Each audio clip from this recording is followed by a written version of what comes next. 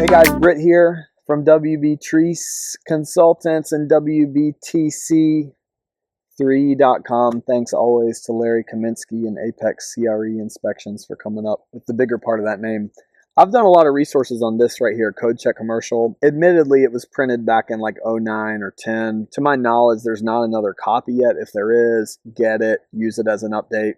As home inspectors, these things tend to come out about every 3 years, but this one right here just hasn't been reprinted for whatever reason. My guess would be people don't sleep in commercial buildings, so they're not dying in them, so there's not the same need to get this updated. But as always, check your own code history. Let's talk a little bit how I would use this in the field. I'm just going to give some examples, chop it up and use it as you like. So I've done videos on the glossary, done videos on the first, I think, 8 pages of this, but kind of what becomes interesting to me is when I get into a space that I don't think is zoned or coded right for its use. Now, you want to go to page 3, figure out what type of construction is it, figure out what type of occupancy is this. Also on page 4, there's occupancy classifications, occupancy separation codes. There's live work units, garages, podiums, types of construction. Go through this resource and get to know it, use it in the field. Page 6,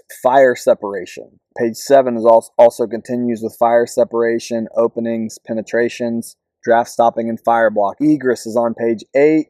Also floor area per occupant. That's super important depending on what kind of building you're dealing with, how many occupants can be in that space.